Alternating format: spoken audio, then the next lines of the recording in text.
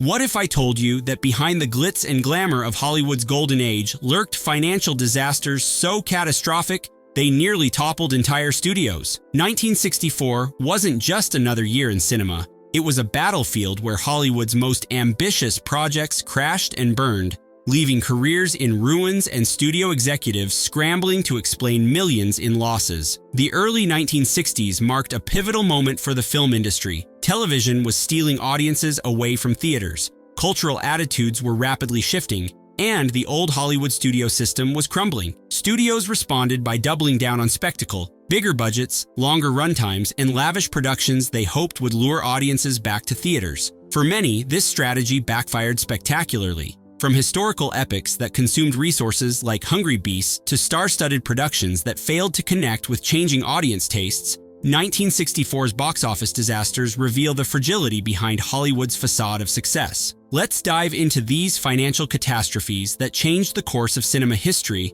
and left lasting scars on the industry. When 20th Century Fox greenlit Cleopatra, no one could have predicted it would become the most notorious financial disaster in Hollywood history. Originally budgeted at $2 million, the production spiraled wildly out of control, eventually costing a staggering $31 million, equivalent to over $260 million today. The troubled production began in 1960 but wasn't released until 1963, with its financial impact fully felt throughout 1964 as the studio faced near bankruptcy. Elizabeth Taylor's unprecedented $1 million salary made headlines, but that was just the beginning of the financial hemorrhage. The production changed directors, scrapped entire sets worth millions, and relocated from London to Rome, leaving a trail of wasted resources. When Taylor fell seriously ill during filming, production halted for months while the studio continued paying salaries and maintaining massive sets. The film's troubled production became tabloid fodder when Taylor began a romance with co-star Richard Burton, both married to others at the time. This scandal generated publicity but couldn't save the film's bottom line. While Cleopatra eventually grossed $26 million,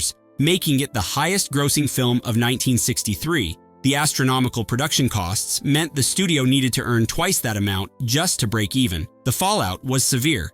20th Century Fox had to sell off large portions of its backlot and almost folded under the financial strain. The disaster forced Hollywood to reconsider how it financed epic productions and marked the beginning of the end for the era of bloated historical spectacles. And what happened next would shock even seasoned industry insiders. While 20th Century Fox was still reeling from Cleopatra, producer Samuel Bronston was putting the finishing touches on another lavish historical epic that would become one of 1964's most spectacular failures. The Fall of the Roman Empire boasted an all-star cast including Sophia Loren, Stephen Boyd, and Alec Guinness, with a reported budget of $19 million, roughly $160 million today. The production scale was mind-boggling even by Hollywood standards. Bronston constructed a massive Roman Forum set in Spain that still holds the record as the largest outdoor set ever built for a film. At 400 meters long, it was a near full-scale replica of the real Forum. Over 8,000 extras were employed,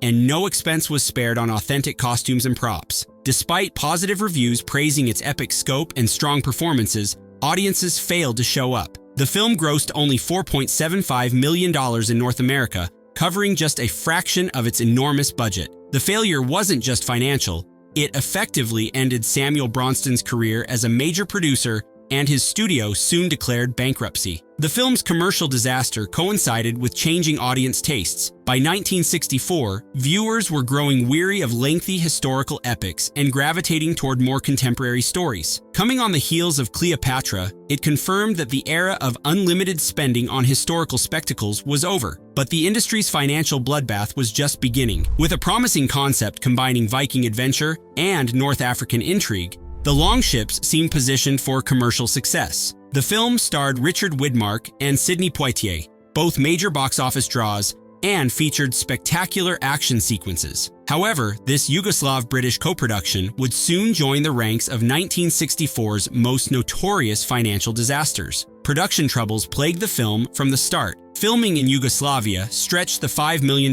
budget $43 million today, as costs spiraled due to logistical challenges and delays. The massive Viking longships constructed for the film, while visually impressive, consumed resources at an alarming rate. Director Jack Cardiff, better known as a cinematographer, struggled to manage the unwieldy production. When finally released, critics savaged the film. The New York Times called it a lumbering, clanking, groaning adventure film that deserves a burial at sea. Audiences largely stayed away, and the film grossed only $1.9 million in rentals, far below what was needed to recoup its substantial investment. The failure highlighted the risks of international co-productions, which were becoming more common as studios sought to reduce costs. Without strong creative direction and budget oversight, these partnerships often resulted in bloated productions that satisfied neither critics nor audiences. The film's poor performance damaged Widmark's bankability and represented another financial wound for an industry already bleeding money.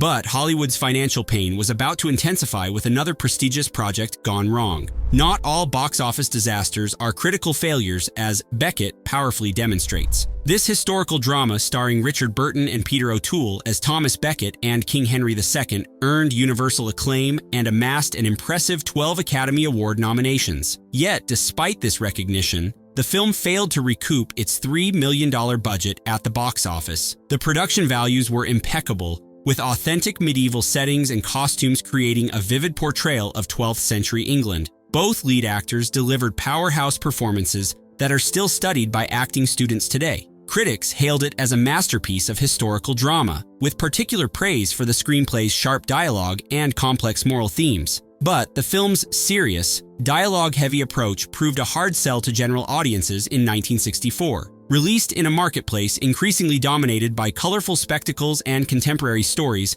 Becket struggled to find its audience despite the star power of Burton and O'Toole. The 3-hour runtime further limited the number of daily screenings, reducing its revenue potential. Paramount Pictures had expected the film's prestigious pedigree and star power to translate into commercial success. When it didn't, the studio faced significant losses that contributed to its financial struggles throughout the mid-1960s. Becket demonstrates that critical acclaim and awards recognition don't always correlate with financial success, a lesson Hollywood continues to relearn with each prestigious flop. Meanwhile, another beloved star was about to experience a costly commercial disappointment. John Wayne was one of Hollywood's most reliable box office draws, which made the failure of Circus World, released as The Magnificent Showman in some markets, all the more surprising and financially painful. This circus-themed epic cost $10 million, $85 million today, to produce, an enormous sum for 1964, and represented a significant gamble for producer Samuel Bronston, already reeling from the fall of the Roman Empire. The production faced multiple challenges from the start. Director Nicholas Ray was fired 2 weeks into filming and replaced by Henry Hathaway. The massive circus sequences, featuring authentic performers and dangerous stunts, proved difficult to shoot and sent the budget soaring. Wayne himself reportedly clashed with co-star Rita Hayworth, creating tension on set. Despite the impressive circus sequences and Wayne's star power, audiences weren't enticed. The film grossed approximately $4 million, far below what was needed to break even. Critics dismissed it as bloated and uninspired, with even Wayne's considerable charm unable to elevate the material. The film's failure contributed to the downfall of Samuel Bronston Productions, which declared bankruptcy shortly after. For Wayne, it represented a rare commercial misfire in an otherwise remarkably consistent career. The disaster demonstrated that even the biggest stars couldn't guarantee success for troubled productions with inflated budgets. And as the year continued, Hollywood's financial woes would only deepen with more high-profile failures. William Holden's star power and exotic Malaysian locations weren't enough to save The Seventh Dawn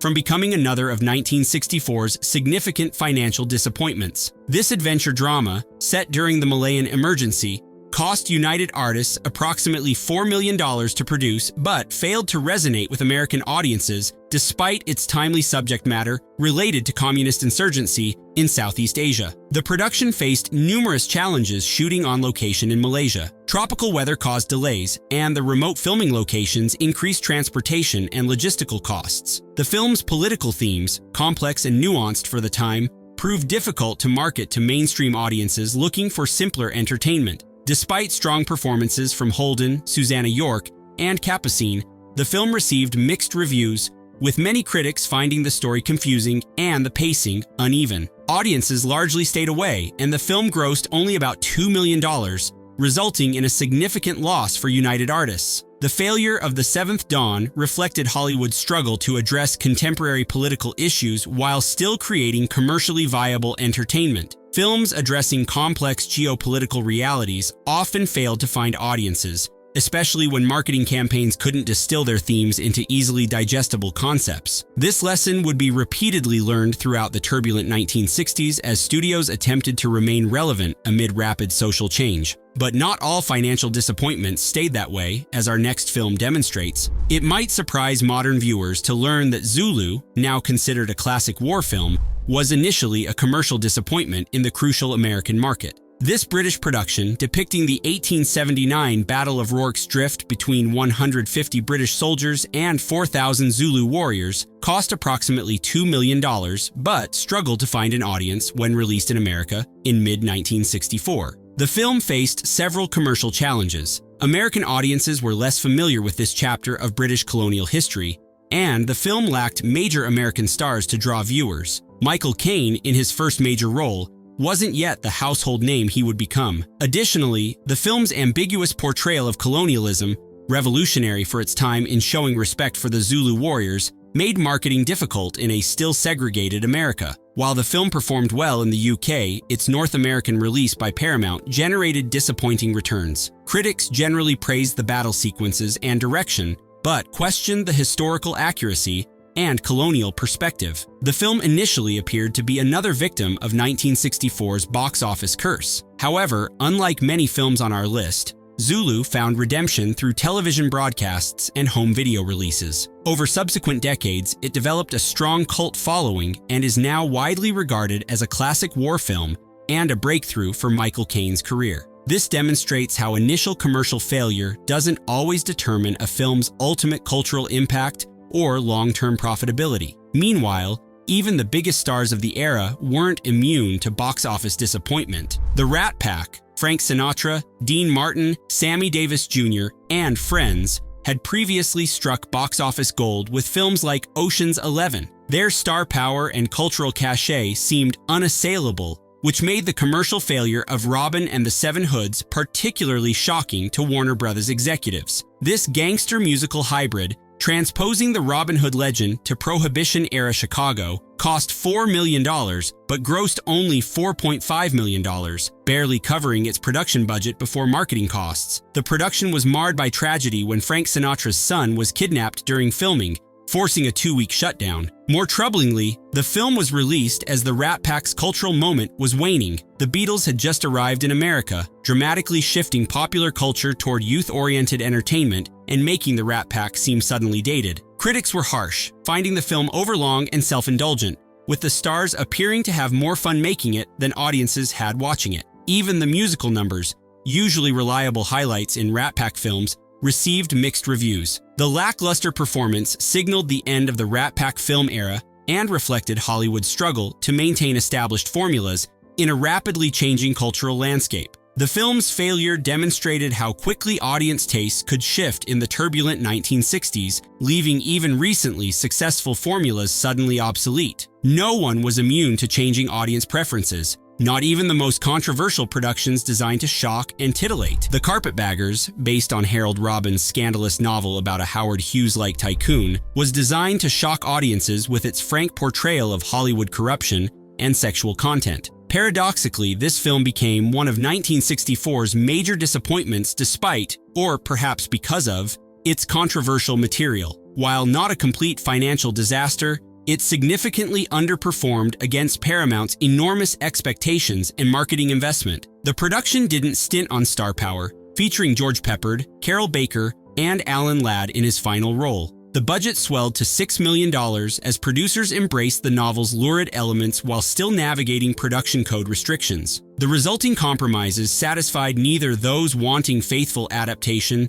nor those expecting the marketed sensationalism. Critics savaged the film, with the New York Times calling it a sluggish, superficial saga and condemning its tawdry sex situations. Despite the negative reviews, initial box office was strong, but word of mouth quickly killed its momentum. The film ultimately earned about $15.5 million, a number that would normally indicate success, but fell far short of the studio's expectations given the best-selling source material and enormous marketing campaign. The financial disappointment of The Carpetbaggers revealed the challenges of adapting controversial material under the still restrictive production code. Neither fully embracing nor entirely abandoning the novel's scandalous elements left the film in a commercial no man's land, too tame for sensation seekers, too lurid for mainstream audiences. Even the master of suspense wasn't immune to box office troubles that year. Alfred Hitchcock was Hollywood's most reliable hitmaker, which made the commercial failure of Marnie particularly shocking to industry insiders. This psychological thriller, starring Tippi Hedren and Sean Connery, fresh off his James Bond success, cost Universal $3 million,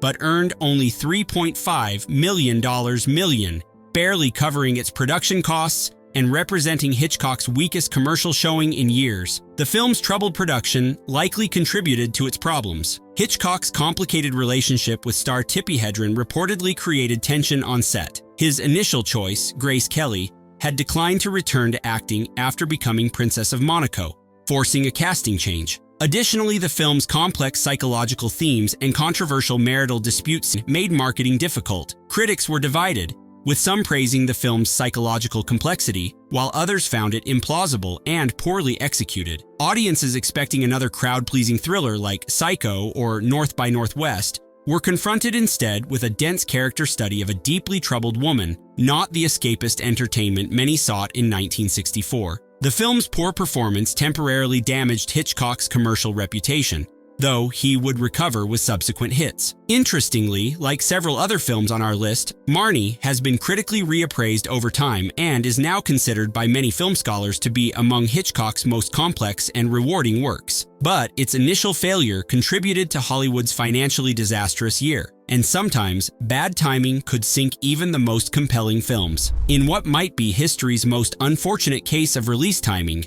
Failsafe, a deadly serious thriller about accidental nuclear war, hit theaters just months after Stanley Kubrick's satirical take on the same premise in Dr. Strangelove. This scheduling disaster guaranteed commercial failure for a film that cost Columbia Pictures $2 million, but earned only $1.8 million at the box office. The production itself was solid. Director Sidney Lumet assembled an impressive cast including Henry Fonda, Walter Matthau, and Dan O'Herlihy. The film's tense direction and documentary-like approach created a chillingly realistic portrayal of how miscommunication and technology could lead to nuclear catastrophe. Critics generally praised the film's execution and performances. However, audiences who had already seen Dr. Strangelove found Failsafe covering familiar territory without the satirical edge that made Kubrick's film so memorable. The stark black and white cinematography, while artistically appropriate, also made the film seem old-fashioned compared to the increasing number of color productions. Columbia's marketing struggled to distinguish it from Dr. Strangelove, confusing potential viewers. The film's financial failure demonstrated the importance of release timing and the challenges of marketing serious dramas about uncomfortable subjects. Though Failsafe is now recognized as a classic Cold War thriller,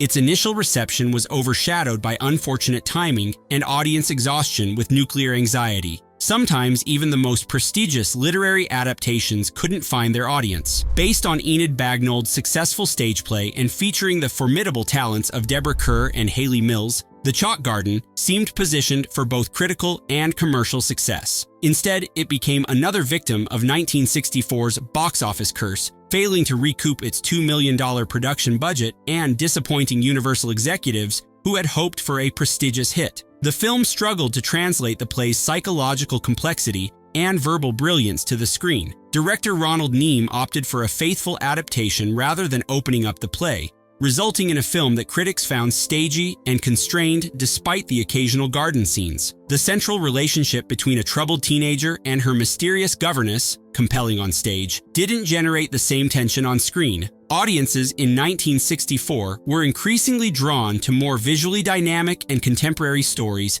making this deliberately paced drama, set in an English country house, seem anachronistic. Even positive reviews noting the strong performances couldn't generate sufficient interest. The film's disappointing performance represented another financial wound for Universal in a year full of them. The Chalk Garden illustrated the growing challenges of adapting prestigious stage works to film as audience tastes rapidly evolved. The theatrical pedigree that might have guaranteed success in earlier decades no longer ensured commercial viability in the rapidly changing landscape of 1960s cinema. And as our final example shows, even established comedy stars weren't immune to changing tastes. Jerry Lewis had been box office gold throughout the late 1950s and early 1960s, making the commercial failure of The Patsy particularly alarming for Paramount Pictures. This comedy, which Lewis both directed and starred in, cost approximately $3 million to produce, but earned only $3.5 million. Barely covering its costs and representing Lewis's weakest performing film in years. The premise, about a hotel bellboy groomed to replace a deceased comedian, had promise, but the execution fell flat with both critics and audiences. Lewis's signature manic energy and physical comedy seemed increasingly out of step with evolving comedic tastes. The film's satire of Hollywood star-making machinery didn't connect with mainstream audiences, who found the insider humor too referential. Critics were particularly harsh, with Variety calling it a strained and misfiring comedy, while noting that Lewis has done far better. The film's poor performance suggested that Lewis's brand of broad physical comedy was losing appeal as audiences embraced more sophisticated and topical humor. The decline in his domestic box office power would continue throughout the decade. The Patsy demonstrated how quickly established formulas could lose their commercial appeal in the volatile entertainment landscape of the 1960s. Lewis, like many stars of his generation, struggled to adapt to changing audience preferences as the decade progressed, marking the end of an era in Hollywood comedy. The box office disasters of 1964 weren't just isolated failures, they represented a systemic crisis in Hollywood's business model. The old formula of big budgets, big stars, and spectacle no longer guaranteed success in a rapidly changing cultural landscape. Television was siphoning away casual viewers, leaving theaters increasingly dependent on must-see event films. These financial catastrophes forced profound changes in how studios approached production and financing. The era of unchecked spending on historical epics was definitively over, as evidenced by 20th Century Fox's near collapse following Cleopatra. Studios became more cautious with budgets and more strategic about which projects received greenlight approval. Interestingly, several films on our list have undergone critical reappraisal over time. Marnie, Zulu, and even The Fall of the Roman Empire are now appreciated for their artistic merits, demonstrating that commercial failure doesn't necessarily reflect a film's lasting cultural value.